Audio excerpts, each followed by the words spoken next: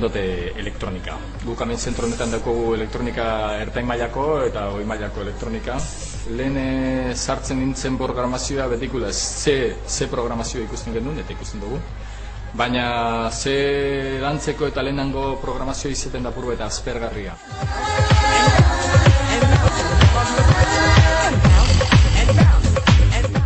Mogoai nik zetune bazan orain dela 2 urte, Mogoai robotakaz lortzen dugu programazio hastapen hori edo azikera hori errezagoa izatea.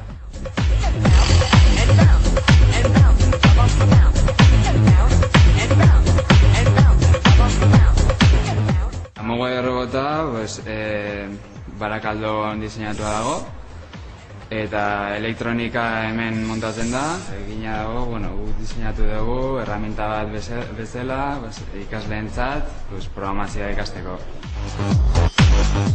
Nahi dugu programazioa ordenadoretik atera eta mundu errealera eraman, ez? Ditu motor batzuk mugitzeko, ez? Sensoren baloreen arabera motorra mugitzen duzu, ez? Mikrorobot bat da eta sensore batzu ditu mundu errealean interaktuatzeko. Lehenengo programatu behar da, programa mogun sortzeko. Horretarako 2 programa egin behar ditugu. Lehenengo mogu bateratu eta gero bestea bere modulua aurkitzeko. Eta zenbaki edo izen bat ipini. Agindu batzuk sartu behar diogu moguai guztiak ulertzeko.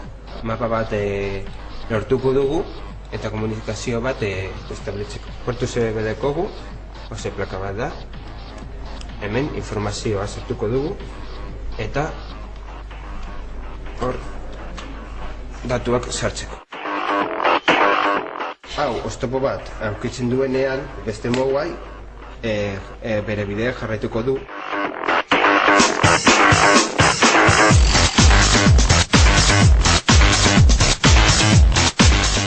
Ikastetxeetako bereziki, baina baita ere unibertsitateetako. 3 era daudez programatzeko, nivel bajuenetik, izan genezakez, altueneraino Mogoai bidera.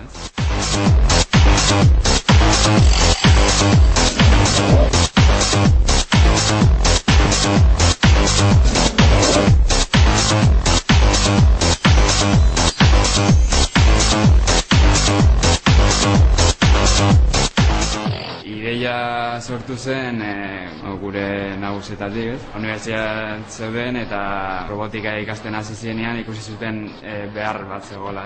Ez zeudela mikrorobotak errez programatzeko eta errez ikasteko. Lehen programa zehatz bat ikasite nahiko astuna egiten zen, lehenengoko hileetan. Ostera orain programazio ondo hartzen dago, oso ikusgarria dela.